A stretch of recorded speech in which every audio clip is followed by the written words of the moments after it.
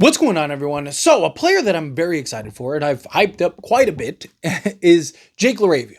And it's because I really do believe he has the potential to be exactly what this Lakers team needs. Legit 3 and D, but more than just like a guy that can just stand there, spot up, catch and shoot, right? He's a guy that can self-create, put the ball on the deck, shoot over the top, create a little bit for others. I'm curious of how much of an opportunity will he get to self-create? Will he be able to kind of just like beat guys off the dribble, get to his spots, right? Maybe have some action ran through him? I'm being honest, probably not. At least not this season. Maybe as you progress. But he is a guy that I do think, will be able to catch, shoot, knock down the three ball. He will have the green light in that regard of like, hey, you get the ball, shoot it. JJ Redick did that last year with pretty much everybody. I don't think that that's going to change with like Jake Laravia, especially him being one of the better shooters on this Lakers team. So I imagine he's going to have the green light with JJ Redick, but he is a guy that can, and on occasion you see even Rui will attack the closeout and then just kind of stop on a dime, shoot over the top, or get to the basket. I'm curious of like how much will Jake Laravia be allowed to kind of get into his bag as a scorer? Right? That's kind of where my curiosity lies. But 23 years old, he'll be 24 in November, so a month into the season, and he's a guy that there's talks about him maybe potentially starting early into the season, maybe right out the gate, depending on how things go with training camp. And a lot of conversation about JJ Redick kind of unlocking him further. That there is a belief, even when he was in Sacramento, and that was kind of the hope when he got to Sacramento, was that maybe Sacramento could kind of maximize him better, kind of give him more opportunity, and help kind of unlock and allow him to take that next step, take that next leap, because he's a guy that's looked at as a player that could have that capability, a guy that could come in and be a real scorer, be a legit two-way player in this league. Last year, he had a B-plus rated defensive rating, so can he kind of come in and take that next step? He himself said, when asked, what was the one thing that you believe you most improved on this season or this offseason? He said, defense. He said, my defense is what I believe that I've worked on the most. And that's important. We know he can score the basketball. If you've watched even just highlights, you see he can score the basketball in a multitude of ways, right? But it's the defense side of things. How is he going to get a starting role over a Rui Hachimura? By being able to be as effective offensively, but better defensively. His ability to be just a more versatile defender. If he can show that, then that's how you start, working your way up the totem pole in order to get to, hey, we need to start this guy. Become undeniable. When you're out there on the basketball court, make it to where they can't take you off, right? It's like, man, dude, Jake Laravia is killing it. Right? Like, he's got to be willing to embrace the dirty work. He's got to be willing to embrace the defensive side of things.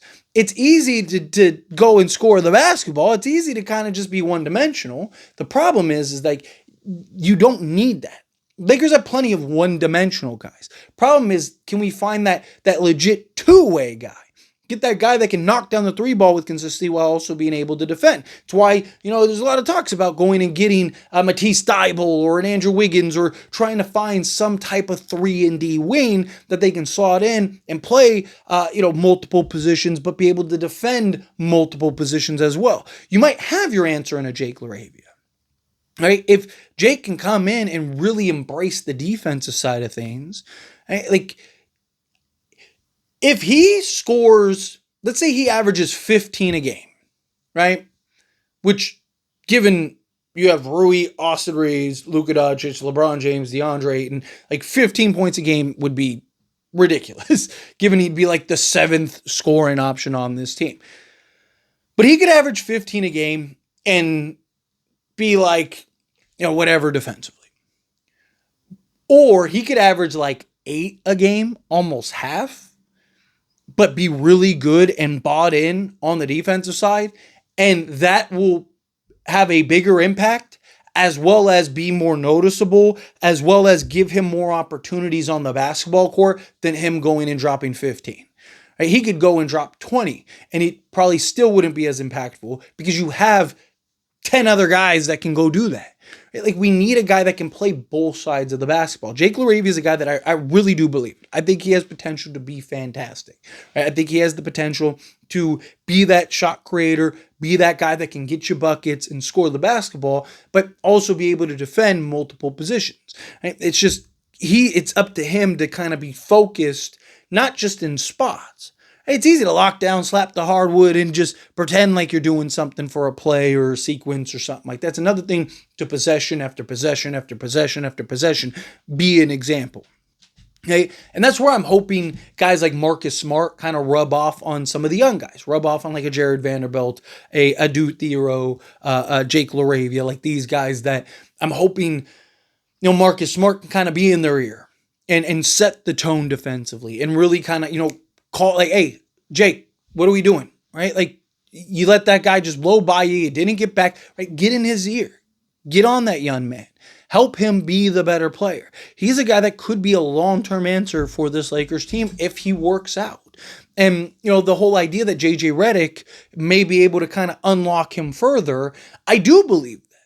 I do think JJ Redick can, because of Jake Laravia's versatility, I do think JJ Redick is going to be able to slot him in different areas in different positions. I think he's going to be able to, allow him to, one, give him the confidence. That's the key.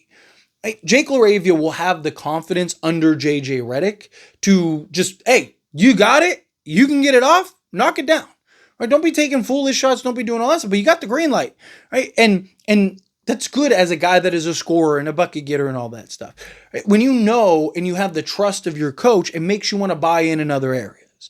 Right? When you know, like, hey, like he knows that what I can do here. He's giving me the confidence in order to do that. He's allowing me the freedom in order to do that rather than me kind of just being in a box and standing in the corner all game. And like, no, hey, you got the ball. You can get the shot off. You want to go and create a little bit? Go ahead and create a little bit. The more that he instills that confidence in the young man, the more he's going to be willing to buy into the philosophies and the defense and the X's and O's and all of those things that you're trying to get across from Jake Laravia.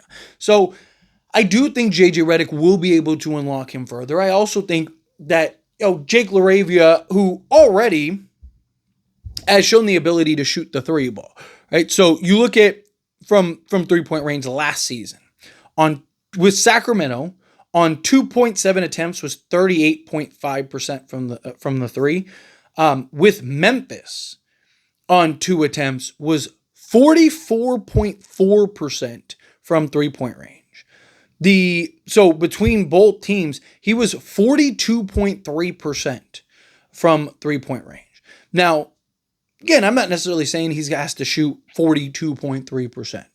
Now, if he could just give us the 38.5% on like 3 or 4 attempts a game, that would be beautiful. That would be fantastic, right? Knocking down the 3-ball.